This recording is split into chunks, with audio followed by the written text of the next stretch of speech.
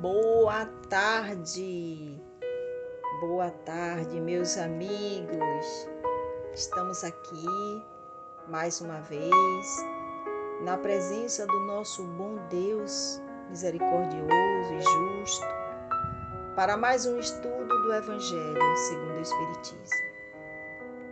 Que Jesus nos abençoe e que a gente possa compreender a passagem do Evangelho de hoje.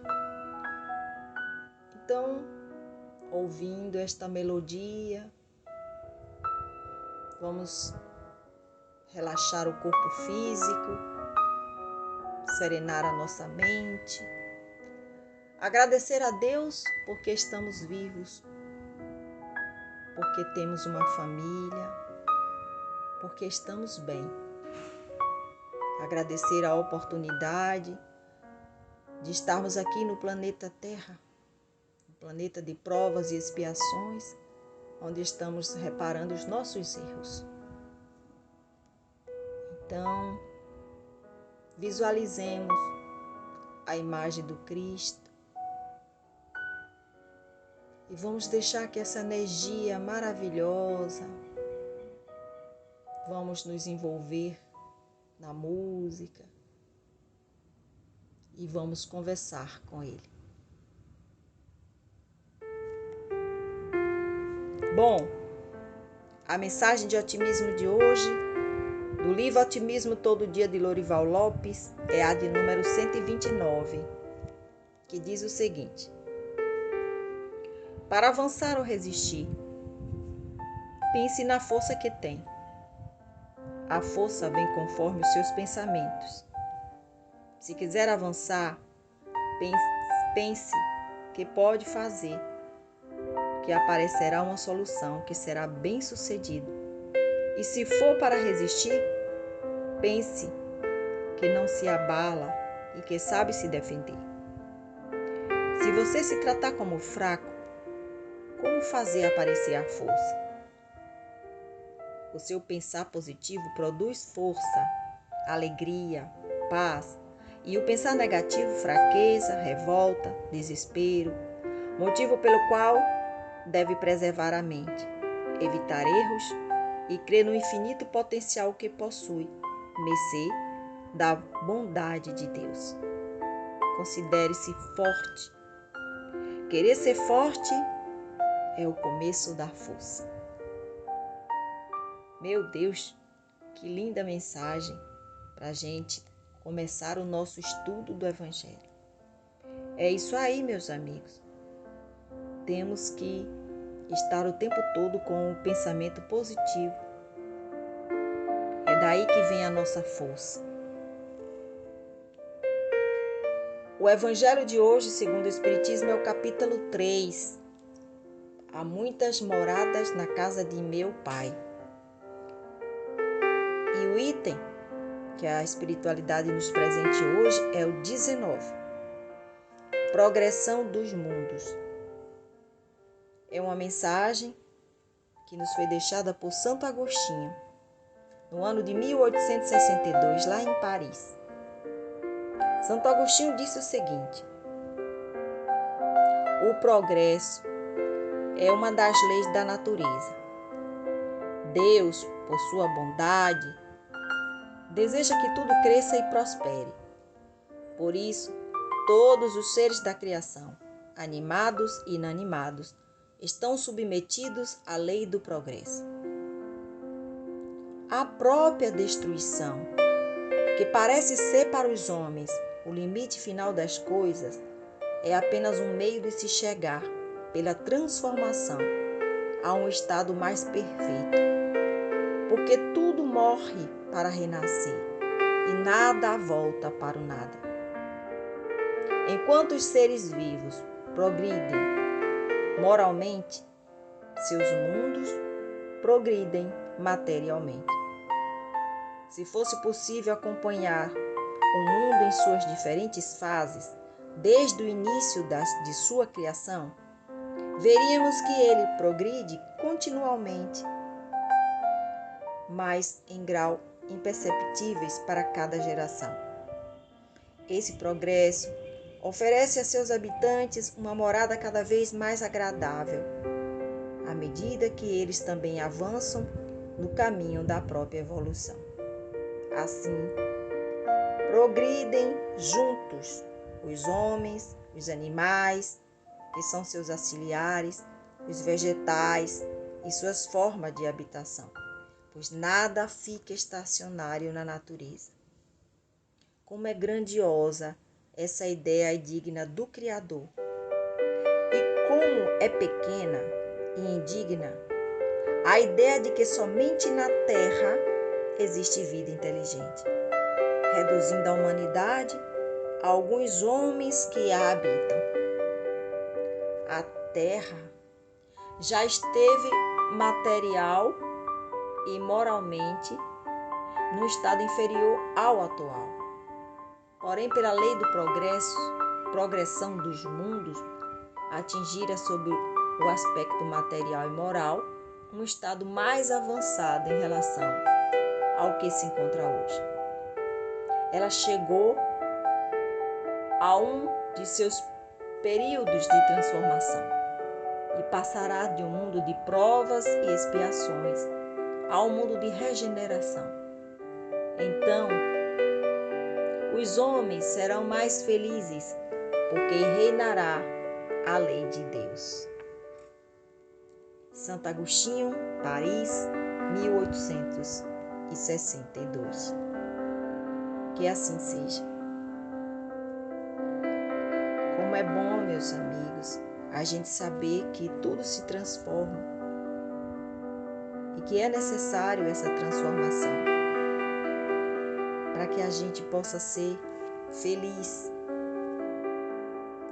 Então, conforme Santo Agostinho nos ensinou aqui, todos nós, seres vivos, estamos aqui para progredir. Deus não cria nada para ficar parado no tempo. Ele o tempo todo está criando, porque todos nós precisamos evoluir. E o progresso é uma das leis de Deus. Conforme ele mesmo nos ensina aqui, Santo Agostinho, enquanto os seres vivos progridem moralmente, seus mundos progridem materialmente. Então, para que haja o progresso da evolução entre os seres vivos e os mundos, é necessário que também passem pela lei da destruição, que é uma lei da natureza. Kardec, ele perguntou aos espíritos superiores se a destruição é uma lei da natureza. E os espíritos superiores responderam que é preciso que tudo se destrua para renascer e se regenerar. O que o homem chama de destruição não passa de uma transformação que tem por finalidade a renovação e o melhoramento dos seres vivos. Então, às vezes a gente acha, quantas coisas estão acontecendo aí, né? Tantas destruição. E a gente entra em desespero. Nós temos que orar e pedir a Deus que esteja sempre no controle de tudo, porque Ele sabe o porquê das coisas. Temos que fazer a nossa parte. O que a gente pode fazer para ajudar, a gente precisa fazer.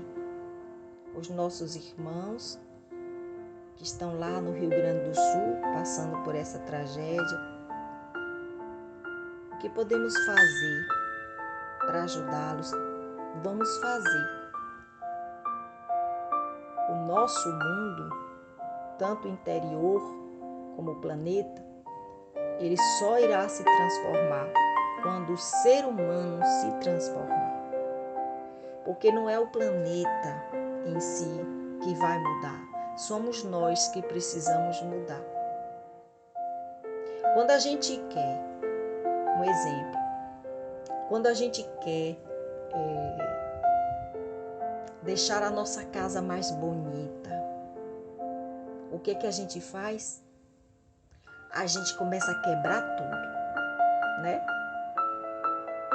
Quebra as paredes. Vou modificar banheiro. Quebra o banheiro todo. Quebra a sala, tira piso. Aí, dias depois, a gente vai e transforma aquele ambiente. Paredes novas, pinturas novas. Colocamos papéis de paredes, pisos novos, luminárias, tudo novinho, móveis. E aí, quando a gente entra, olha que coisa linda que fica. Assim também somos nós e o planeta. Tudo precisa se renovar. Nós só precisamos acreditar e ter fé em Deus. Que nada acontece por acaso. Às vezes a coisa acontece para que a humanidade se junte mais, sejam mais caridosos, que a gente possa ter compaixão para com o próximo. Nada por acaso. Nada por acaso. Então nós só temos que ter mais fé, acreditar em Deus, orar por todos nós, pedindo a Jesus que Ele nos ajude nessa transformação, começando pela nossa transformação íntima. E aí tudo muda. Amado Mestre, nós te agradecemos pela mensagem de hoje. Agradecemos ao nosso irmão Santo Agostinho, que sempre nos presenteia com mensagens edificantes, que nos faz refletir. Agradecemos, Senhor, pela família que temos, porque estamos vivos. Gratidão por tudo. Nós te entregamos todo o nosso planeta em tuas mãos. Te entregamos a nossa alma, o nosso espírito, aqueles que neste momento estão passando por momentos difíceis, aqueles que estão doentes, aqueles que estão nas prisões, aqueles que ainda não conseguem compreender os teus ensinamentos. Que o Senhor possa sempre nos mostrar com a tua luz o caminho certo que devemos seguir. Que assim seja. A reflexão final de hoje, meus queridos, diz o seguinte: o seu trabalho é a revelação de você mesmo. Servir é a nossa melhor oportunidade. Quando você age em favor de alguém, você está induzindo outros a agir em seu benefício. Nunca se canse de auxiliar para o bem. Desculpe sempre, porque todos temos algum dia em que necessitamos de perdão. Não alegue defeitos para deixar de servir, porque o trabalho é a bênção de Deus, que nos suprime as deficiências. Dificuldade é um teste de paciência. Desprezo da parte de alguém é a aula da vida para aquisição de humildade. Você nem sempre terá o que deseja, mas enquanto estiver ajudando os outros, encontrará os recursos de que precise. Depois de grande esforço para solucionar esse ou aquele problema, não se agite se outro problema aparecer, requisitando-lhe novo esforço, porque Deus renovará tuas forças para recomeçar. Trabalhe sempre pelo amor daqueles pequenos que sofrem com dores de todos os tipos, das doenças do corpo físico, da fome, do frio, do desprezo, da humilhação. Lembre-se que se já fostes acolhidos na seara do Mestre Jesus, foi para que teu amor crescesse e através dele pudesse fazer com que tuas sombras fossem sendo dissipadas. Olhai para si, examinai-vos e com a fé de quem foi acolhido e amado, trabalhai no bem.